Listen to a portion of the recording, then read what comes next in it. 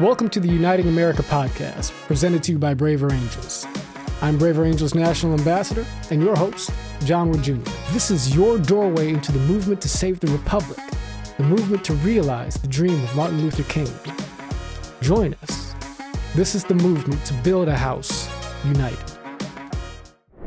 Today's guest is Lexi Hudson, founder of the intellectual community Civic Renaissance, dedicated to infusing beauty, truth, and goodness into our public discourse, and the author of the Soul of Civility, Timeless Principles to Heal Society and Ourselves. In today's conversation, we talk about the book and what a deeper understanding of the idea of civility really looks like. This is another conversation drawn from Braver Angels 2023 convention in Gettysburg, Pennsylvania. The world is full of bad news at the moment. Violence has exploded in the Gaza Strip with a suddenness that few were expecting. American politics continues its destabilizing slide downward with perhaps equally unexpected congressional coup, with the ouster of former Speaker of the House Kevin McCarthy following the bipartisan passage of a continuing resolution to avoid a government shutdown, which prompted outrage among a minority of House Republicans who were joined by Democrats in voting for McCarthy's removal. The removal of a speaker who, one might recall, only managed to be confirmed in his position originally after 15 rounds of voting, itself unprecedented, is wholly unprecedented in the history of Congress and adds to the perception so many of us have that our politics are spiraling out of control. That said, I just returned from a trip recently to the Nantucket Project on the island of Nantucket, where I took the stage alongside speakers ranging from Michelle Obama to Andrew Yang to Laura Ingraham, in front of a crowd of philanthropists, journalists, government leaders, and others looking for ways of supporting the work of pluralism and depolarization in America. It's a tall order, of course, and the disagreements are profound. But it did remind me in a powerful way that the movement to renew American civic life is rising. This was a gathering of elites, to be sure, but I have traveled America and have borne witness to the vibrant grassroots energy and innovation streaming into this work from every corner of the country, from both sides of the aisle, and also from independents and third-party Americans who are rejecting the two-party binary in favor of a deeper common ground. The civic renewal movement, the bridging movement, is growing, and you can be a part of it. If you haven't already, join us at braverangels.org and learn how. And now I give you my friend, Lexi Hudson. I'm very happy, very grateful to have the opportunity to have a conversation here with a woman who's been a friend of mine for a good number of years now, probably the last 5 years at least. Somebody who is a deeply insightful, philosophical, and cultured voice of the deeper values that inform Western society and our civic traditions. And she has written a book called The Soul of Civility, dispelling a common notion, which is that civility is mere politeness, right? Because politeness won't be enough to transform the spirit of our politics and to heal the wounds of our country. But maybe a deeper understanding of civility can. And so with that set up, I would like to introduce you all to Lexi Hudson. If you have a warm round of applause.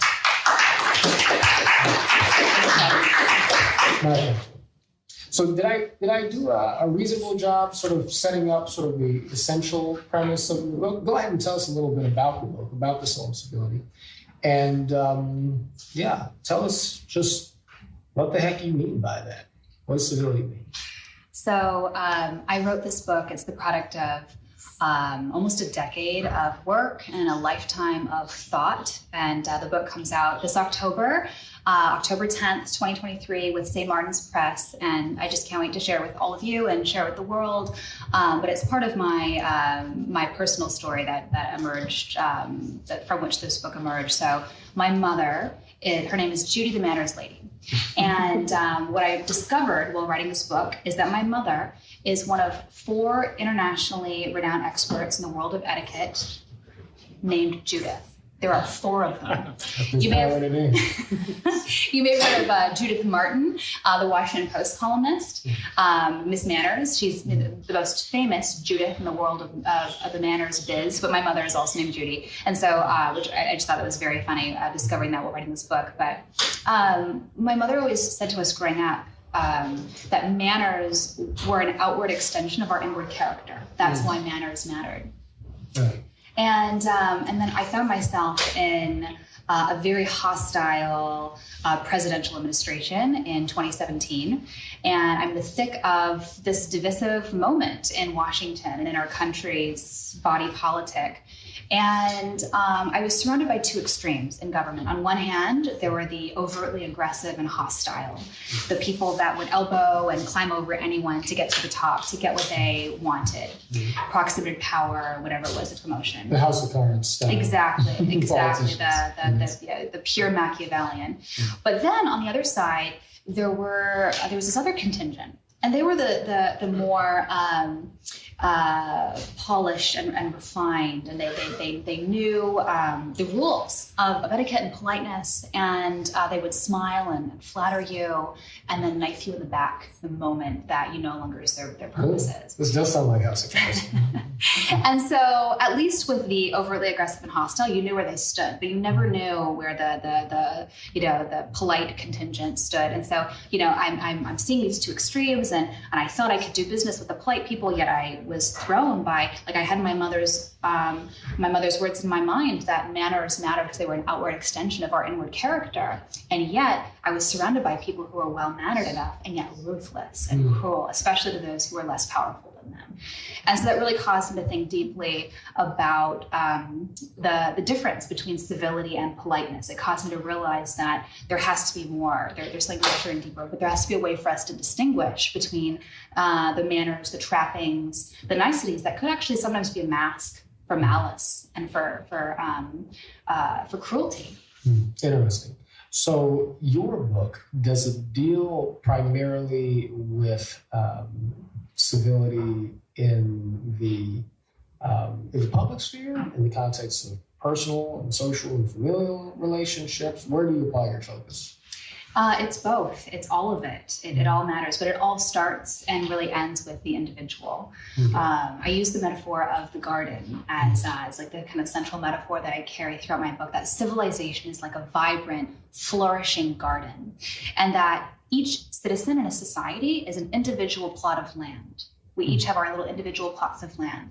Some of the seeds in our plot of land are given to us. It's the society we're born into, the habits, the mores, the values that we're born into. But then as we grow, we have the opportunity to examine those seeds critically. Do we want to do we want to uproot some seeds? Maybe those are seeds of bias or racism that we were inherited in our society. And do we have the opportunity to plant new seeds of compassion, of grace, of kindness, and the individual decisions that we make with our time and attention and our habits to be kind to our fellow human beings. That those are the seeds that give life to the soil and that promote life in the soils and the plots around us. Or we can plant seeds of cruelty and bigotry that are corrosive weeds that invade the soil around us, zap nutrients from the soil and corrode the garden of civilization, that undermine the garden of civilization. So all that to say, we all have a role to play in flourishing, in sustaining the flourishing garden of civilization in the small ways, with our small decisions. That civilization is not a foregone conclusion. It's very fragile, but our daily decisions can make or break it. I see. Now, you are a very well-mannered individual, I happen to observe. But it does sound like you're saying that the work of civility doesn't really start with the outward polish and so forth. That it is an expression it's the outward manifestation of what lies within, right?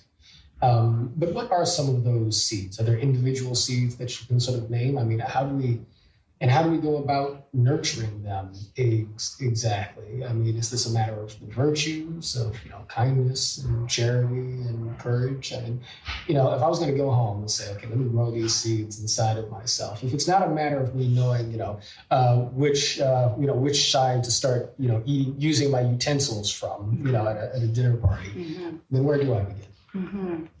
I love the story of Queen Victoria. So she had the Queen of Persia to her home for dinner, her palace for dinner. And the Queen of Persia did the unthinkable. She took a bowl and lifted it to her lips and drank it like soup. Oh, good Lord.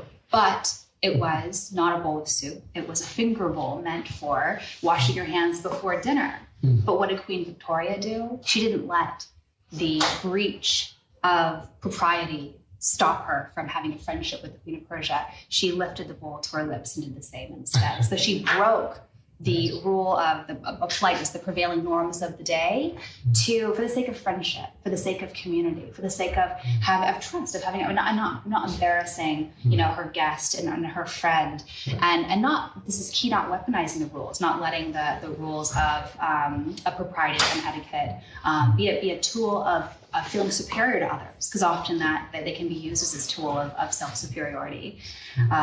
So there's that, and I love that story because it shows the essential difference between civility and politeness. So politeness is technique, it's manners, it's the rule about whether or not what to do with the finger bowl, and definitely not to drink it.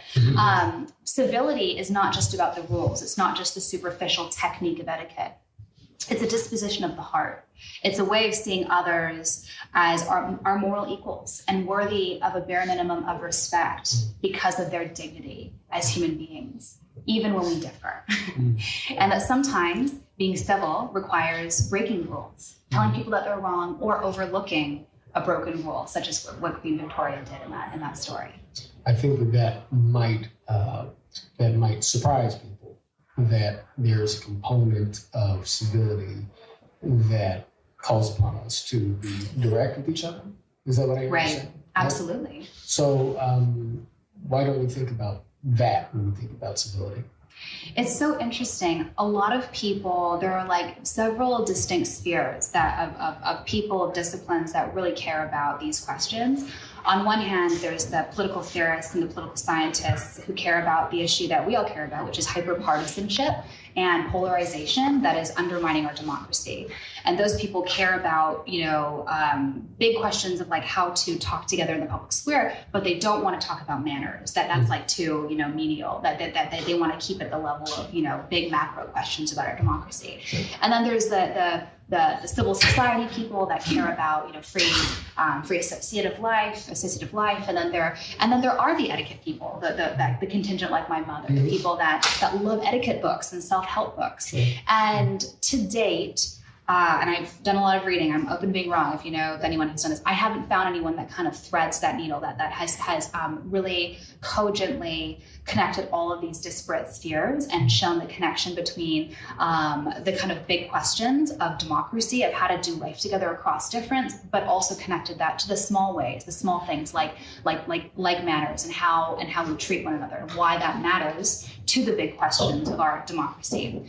People intuit that they're connected, and yet there hasn't been a really cogent way of connecting them that I've come across. So my book is an attempt to connect the micro to the macro, to connect like the daily small seeds of kindness and benevolence and grace that we choose to conduct ourselves with, to our friends and family, to our neighbors, to our Uber drivers, and why that matters to sustaining the garden of civilization and the flourishing garden of our democracy.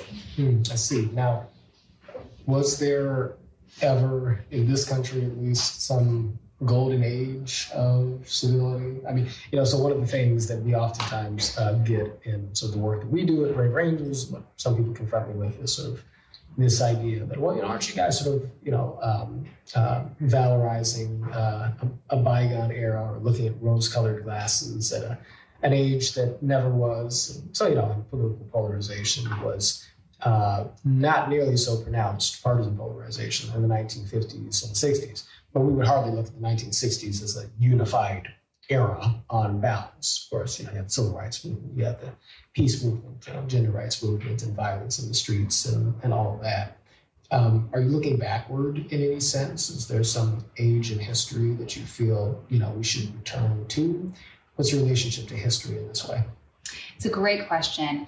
I think history is both a caution and a comfort. It's a caution because we can definitely point to eras in our nation's history, but in human history, where things have been worse. I mean, we're in Gettysburg for a reason, having these conversations about how to heal our deep divides because of the bloodshed that occurred just steps from where we're now standing. We're in the midst of a civil war, and thankfully we're not in a civil war now. So it's easy to say, okay, it's a caution that we were there. We have been there before. It's not impossible to envision us getting there once again, but it's also a comfort because as bad as things have been and as bad as things are now, they're not as bad as they necessarily have been before. So I think looking to history is absolutely essential. One thing that I've learned in my study of the past is that the human condition doesn't change. People are people wherever they are, whether they're on a local school board or in the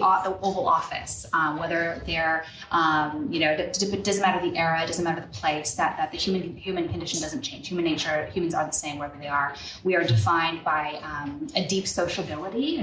We flourish in relationship. We yearn for community with others, and yet we fulfill our potential as human beings in relationship, and yet we're also deeply selfish. We're defined by self-love. And those two things are in tension, our love of others and self-love. And that is why friendship and community will always be fragile. And that is why, did you know that the oldest book in the world, written in 2800 BC in ancient Egypt, is a civility book? It was written by an Egyptian vizier named Ptahhotep, and it's the oldest book in the world that we currently have today. It's called The Teachings of Ptahhotep, and it's 37 maxims on this question that we are all gathered in this room and at this convention to talk about, which is how to do life together across difference. You pick it up, you can go on Gutenberg and get a copy of it right now and read it, and they're just as relevant, these 38 maxims, today as they were then. Like, he has prohibitions against being cruel to people who are less powerful than you, and being good to your friends, not just meaning something, but all the time. He says, "Don't beat your wife," which was, very enlightened for that time. Yeah, he says, "Don't gossip." He says, "Don't." He just as. We definitely haven't caught up to that one. Yeah, exactly. But the point is, this is the second chapter of my book, that I explore people like Ptahhotep that have arisen across history and culture independently, and there's been this remarkable continuity of the sorts of admonitions and encouragements and reminders and maxims and precepts and rules of how to do life together. There's this continuity, the same things over and over and over again. And that's why human nature doesn't change, which is why this book from 2,800 years ago instructs us today. Right. So you've mentioned this book. Is your understanding of civility something that is informed by religious traditions, by humanism and philosophy? I know that you're deeply knowledgeable, a student of various traditions, but are there particular strains that you pull from in coming to your own? Yes, my intellectual influences are my faith. I'm Protestant, Orthodox, Christian. A lot of the kind of recurring characters in the book are Plato and Socrates, and a lot of Blaise Pascal, a 17th century polymath and mathematician, Alexis de Tocqueville. Adam Smith is in there, and then so those are kind of my prominent intellectually formative thinkers, and yet. What I loved while researching for this book was finding their ideas echoed in other ethical, moral traditions, philosophical traditions as well. That thoughtful students of the human experience have and will come to the same observations about what it takes to do life together well, independently, and that's remarkable. I think that was really fun, just seeing this continuity across history and culture. Right, indeed. Now, if we were talking about etiquette courses and sort of the art and refinement of politeness, I would venture to suggest that for many of us, there may be the sense that this is almost sort of a class-specific sort of pastime, right? Like, this is something that fancy, well-educated people, can spend their time on. As far as, working folks, I mean, who's got time to think about these things? Is there anything in what you're saying that is, something that we should look at as just being the sole province of folks who have the time and space and leisure for it? Or is there something in what you're writing that's actually the property of everybody and available to everyone? So there's a great story that answers that question. It's about the time when Thomas Jefferson was president of the United States, and he was hosting for a state dinner Anthony Merry. He was the British ambassador, the English ambassador to the United States.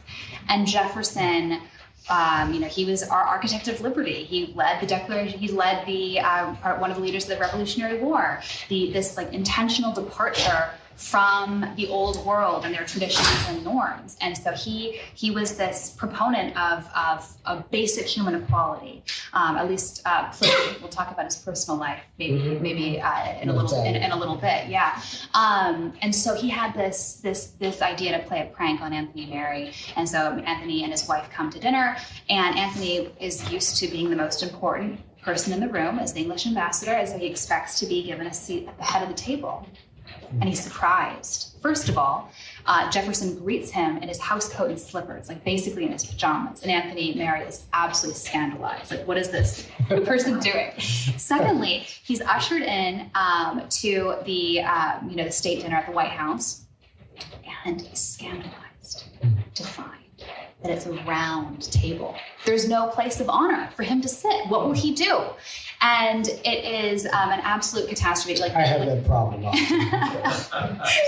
Yes. What's that scripture? The first shall be last, last shall be first. This is definitely a moment of humility, of humbling for Anthony Merry.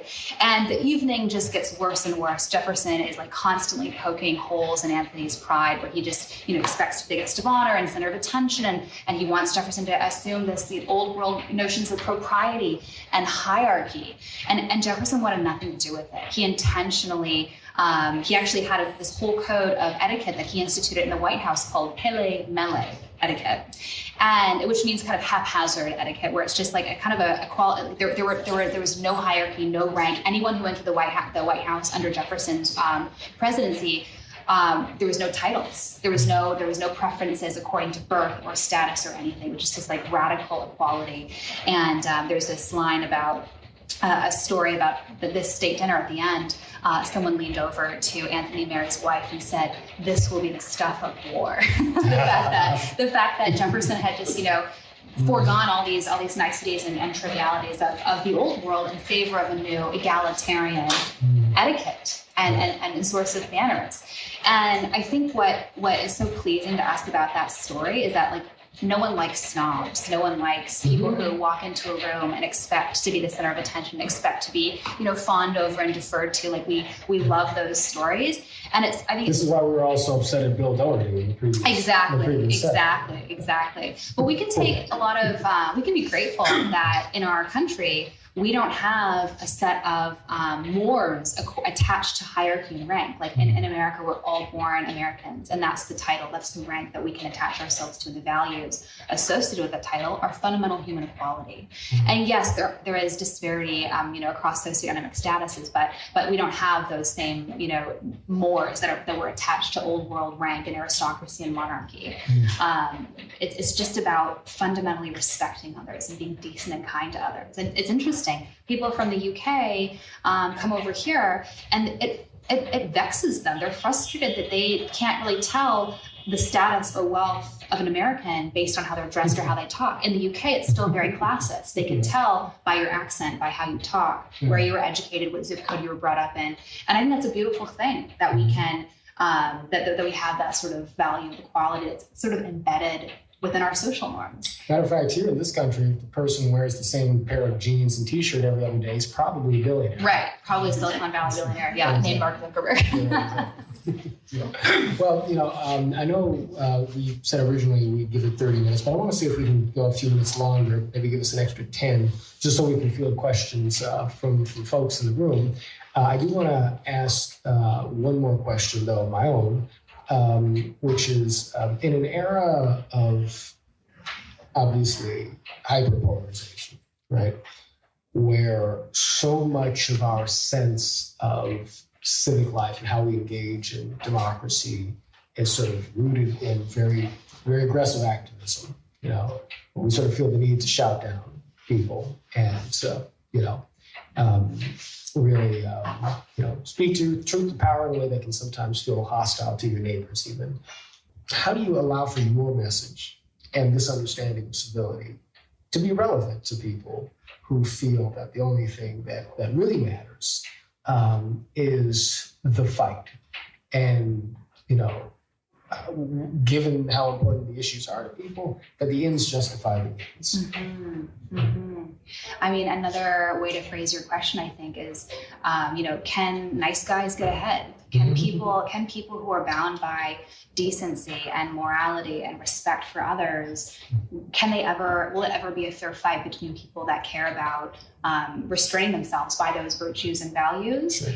In a fight against someone who is unshackled by those, but doesn't care and will do anything to win. And I love to put to answer this question, Niccolo Machiavelli in dialogue with Socrates. So Machiavelli is the one who gave us that phraseology that the ends justifies the means. He says to gain and maintain power, you have to be willing to have a pretense of values and maybe even Christian morality and, caring about people and about, but in the end of the day, you just have to do what it takes to win. That the ends, the goals justify whatever you have to do to get it.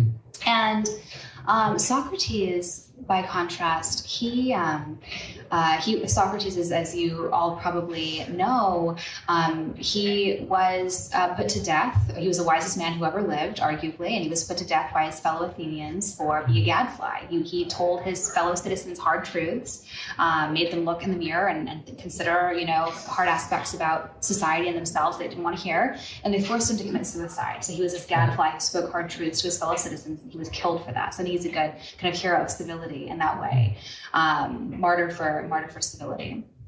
And what he says is that virtue is health of the soul, and vice is sickness of the soul. So as that applies to civility, like treating others with decency and kindness and respect, that's virtue of the soul. Like healthy people are benevolent and kind to other people, whereas maliciousness to others, cruelty to those in positions of powerlessness, that is sickness of the soul. So there's no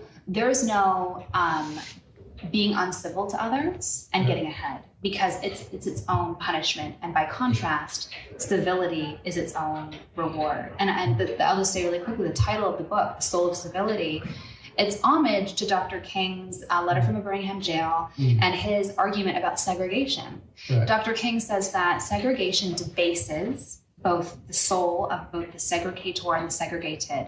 He says that it hurts the segregated because it gives them a false sense of inferiority, and the segregator because it gives them a false sense of inferiority.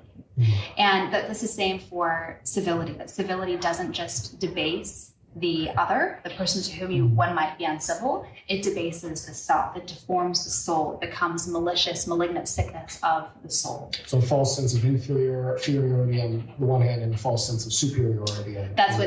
That's King's phraseology for segregation, and I borrow that and pay homage to it in King's throughout the book, which is why I know you love it. I do. But that civility, it's not just hurting someone else, it's hurting yourself. You can't be cruel to your fellow human being and not hurt yourself. We're so interconnected as a species and as a community. I do appreciate you relating that to the letter from the Birmingham jail, because I oftentimes have people reference that letter to me as an example of the fact that Dr. King would dispense with any pretense of love for his enemies in, when making the case that, the white moderate, for instance, is the biggest obstacle towards the progress towards equality. If you're familiar with that letter, he goes through his arguments. But he begins that letter. So that letter is it's a letter he wrote while in prison in response to condemnation of his methods of civil disobedience that had been addressed towards him in a publication by a collection of white clergymen who, said they were socially, liberal and favoring of desegregation, but they felt that King's methods were too extreme and were disrupting the peace of the community too much. And so King says some very, very, very deeply critical things, but he begins that letter by making it clear that these are individuals with whom he shares a faith, with whom he shares values, with whom he shares a common desire for the betterment of society, that these are people for whom he has love and respect. And so that's how he frames his essential attitude towards his critics, before going forward with his own criticisms. And it sounds to me like that may be a pretty good example. It's a great example, speaking the truth in love, that he, and that's his, that's his model or his foundation for nonviolent resistance. It's loving the person that you're protesting, loving the person that you're standing up against. Right. And that's upper level, like a restraint against violence, right? Like you're not going to be violent towards someone you love, but you can express truth to them and love them. And that's a loving act in and of itself. Indeed. Okay. Well, thank you very much, Lexi Hudson. Warm round of applause for Ms. Hudson. And with that, if folks have any questions, forgive us. We only have the microphones we have up here, but this is a close enough space to where I think we can all hear each other. Does anybody have any questions for Lexi, whether about the book or anything that might be related to it? Yes. Diane, and then my friend over here behind the couch. Yes. Comments. Sure. So I really love where you kind of ended and you talked about this idea of can nice guys get ahead. And I think I'm wondering how you address, or if you just have thoughts on the risks associated with that. Because if you look at some of the examples, Martin Luther King Jr., Socrates, or you can throw out even Jesus Christ. If you are a person who preaches love, that doesn't always go over well. In fact, it can get you killed. So how do we address the risk of putting yourself out there, even when you're speaking truth in love, and the real risk that is involved in that, and the fact that you really are, even if you're doing the right thing, even if you're being kind about it, you're still taking a big risk. That's a heavy question. It is a heavy one, and thank you for thinking of that. Yes, there are risks involved, and you might not, succeed according to the logic of the world, and that you might not win the office or the promotion or whatever the external temporal goal is that you're trying to achieve. But, as Socrates might say, as another thinker, medieval thinker Boethius might say, like virtue is its own reward, and keeping your integrity is its own reward. And, Socrates would say, is getting that promotion or the White House or whatever it is at any cost, is that even a victory? If it's at the expense of your integrity and at the expense of your ability to sleep with yourself at night because you've hurt people along the way. And I mean, that's, a trope I love in literature and great stories from across history and culture, people that gain empire and gain every external temporal pleasure in life, and they're still unhappy. Because at the end of the day, what have they got if they haven't got their own soul intact? So thanks for that question. Indeed. Okay. Towards the center of the room. Yes, sir.